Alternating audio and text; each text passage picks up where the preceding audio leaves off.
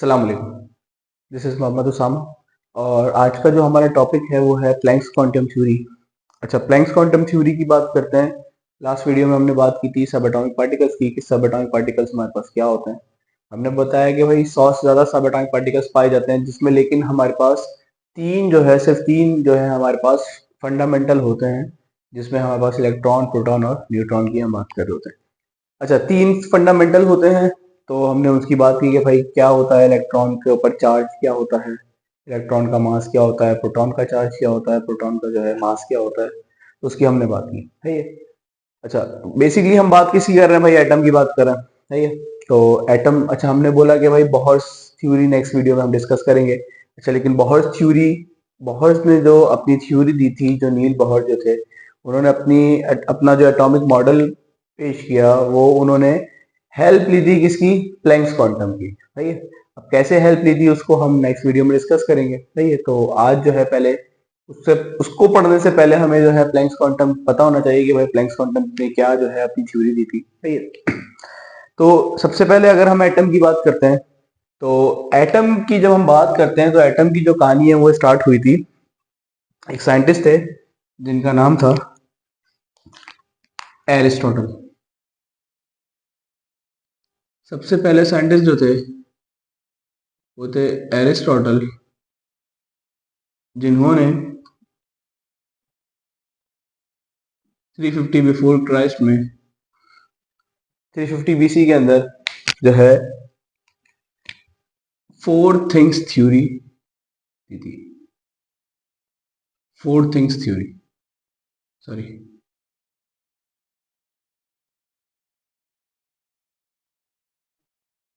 Four element theory.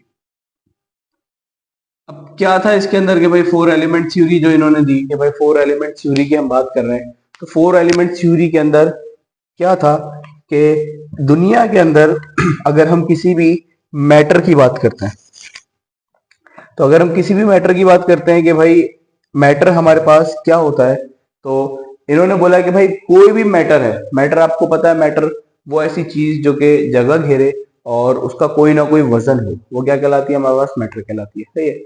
तो fourth thing theory के अंदर था कि दुनिया के अंदर कोई भी चीज है, कोई भी मैटर है, तो वो जो है चार चीजों पर मुश्तमिल है, सही है। जिसके अंदर क्या क्या था? चार चीजें थी, जिसके अंदर हमारे पास सबसे पहले आग, पानी, हवा और मिट्टी, यानी कि वाटर, फायर,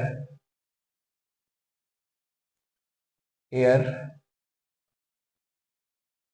एंड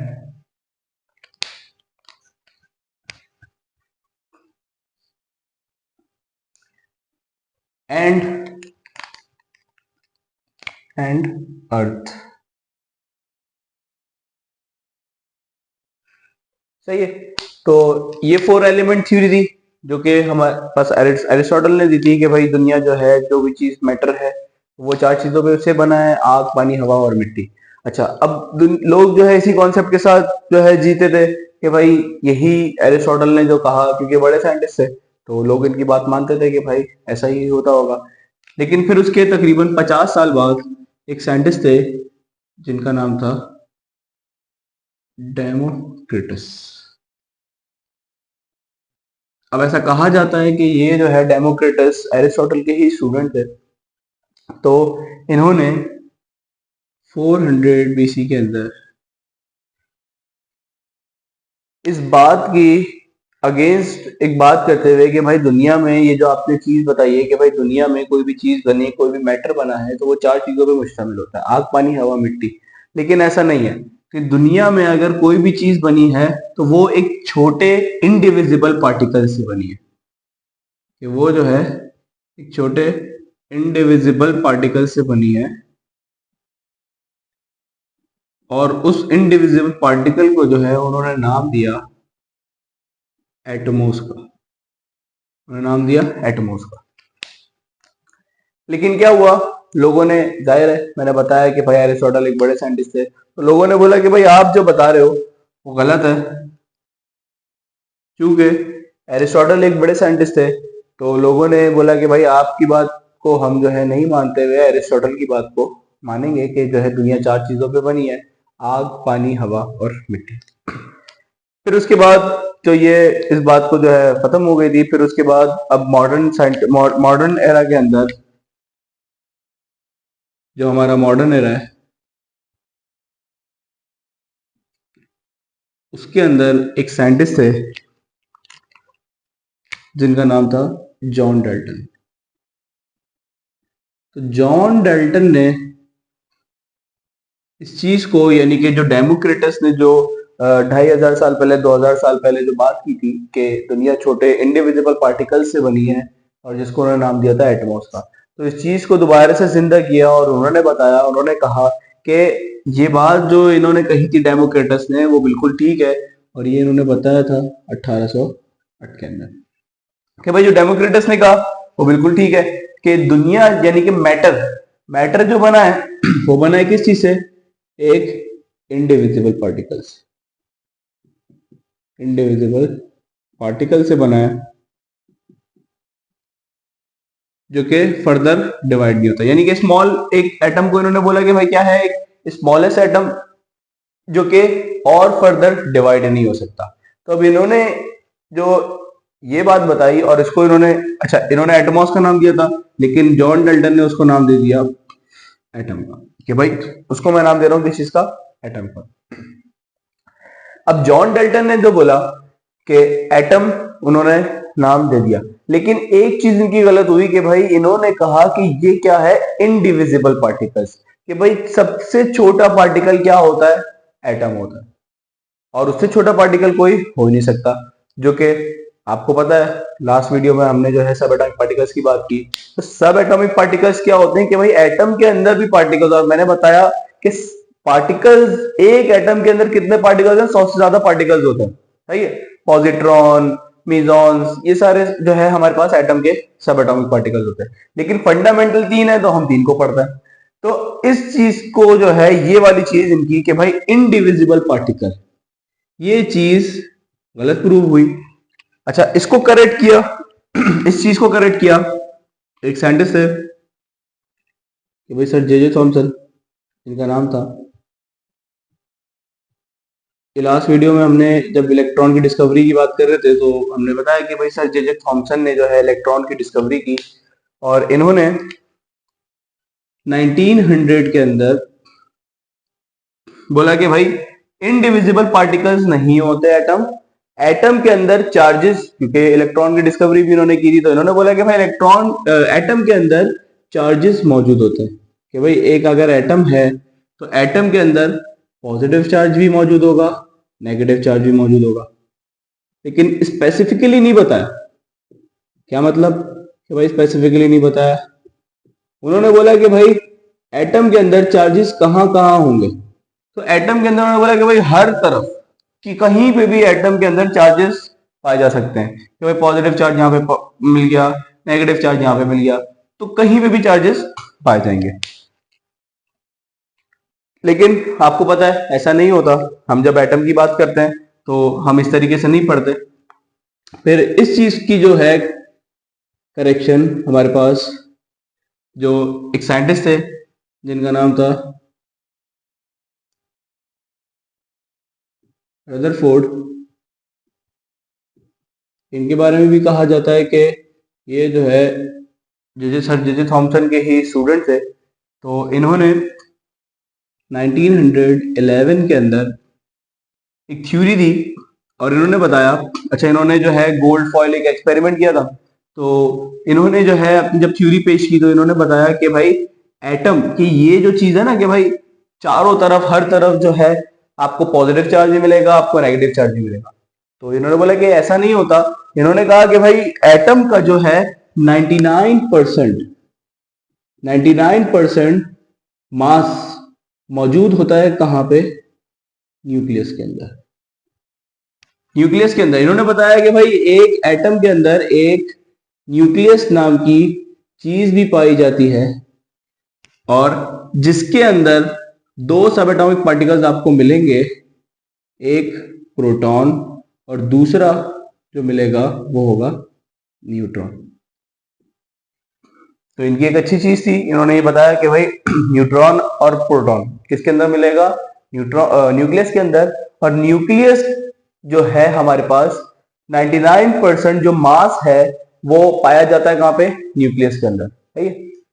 99 से भी पॉइंट में समथिंग वैल्यू होती है इसकी, तो 99 पॉइंट हम बोलते हैं कि भाई 99% मास जो है वो न्यूक्लियस के अंदर ही पाया जाता है। लेकिन इनकी कुछ ड्रॉबैक भी थे, जैसे कि इन्होंने बोला कि भाई इलेक्ट्रॉन, अब इलेक्ट्रॉन कि भाई इलेक्ट्रॉन जो है शेल्स के अंदर पाया जा रहा है। अच्छा, कुछ ड्रॉबैक थे रदरफोर्ड के, जिसके अंदर जैसे हमने बात की कि भाई रदरफोर्ड के ड्रॉबैक क्या थे कि उन्होंने कहा था कि कभी भी कोई इलेक्ट्रॉन जब ट्रेवल कर रहा होता है अपने सर्कुलर ऑर्बिट के अंदर, तो वो जो है कंटिन्यूसली एनर्जी को क्या कर रहा होता है, एमिट कर रहा होता है, ठीक है। जबकि ऐसा नहीं होता, तो हम बात करते हैं कि भाई जब भी अगर अगर ऐसा होता कि इलेक्ट्रॉन कंटिन्यूसली एनर्जी इमिट कर रहा होता, कि भाई अपने ऑर्बिट में ट्रेवल कर रहा है और एनर्जी क्या कर रहा है, इमिट कर रहा है, तो एक वक्त आता कि एनर्जी खत्म हो जाती और वो इलेक्ट्रॉन क्या होता भाई, न्यूक्लियस के ऊपर गिर जाता। जैसे कि अगर मैं कंसीडर करता हूँ कि भाई ये एक एटम है मेरे पास, सही है, तो एक एटम है, अब ये एनर्जी इनटेक नहीं कर रहा, या मैं अपनी बात करूं तो मैं एनर्जी अगर इनटेक ना करूं और कंटिन्यूसली उसको रिलीज करता रहूं, इमिट का मतलब रिलीज होता है ना, तो कंटिन्यूसली एनर्जी को अगर रिलीज करता रहूं और एमिट ना करूं, तो एक वक्त आएगा कि भाई मैं खाना नहीं खा रहा, कुछ भी नहीं खा रहा, एनर्जी इनटेक नहीं कर रहा, लेकिन एनर्जी रिलीज कर रहा हूं, तो एक वक्त आएगा मेरी एनर्जी खत्म हो जाएगी और मैं पहले गिर जाऊंगा। तो एनर्जी का इनटेक करना जरूरी है एनर्जी को रिलीज करने के लिए। तो एनर्जी कोई भी चीज कंटिन्यूसली इमिट नहीं कर सकती जब तक वो जो है एनर्जी को क्या ना करे, वो जो है एनर्जी को इनटेक ना करे, ठीक है। तो ये एक ड्रॉबैक था रदरफोर्ड का। अच्छा, जिसको जो है दूर किया गया, दूसरे साइंटिस्ट आए, उन्होंने जो है इस चीज को जो है दूर किया, जैसे कि बोहर की हम बात करते हैं, तो बोहर ने जो है उस चीज को रिमूव किया। अच्छा, फिर उसके बाद हम आ जाते हैं, हम बात करते हैं भाई प्लैंक्स क्वांटम थ्योरी। अब बोहर ने जो जिस थ्योरी की हेल्प ली थी उसका नाम है Planck's quantum theory. Planck's quantum एक साइंटिस्ट थे, मैक्स प्लैंक जिनका नाम था, मैक्स प्लैंक जिनका नाम था। इन्होंने 1900 के अंदर जो है अपना एटॉमिक मॉडल यानी कि एटॉमिक थ्योरी दी।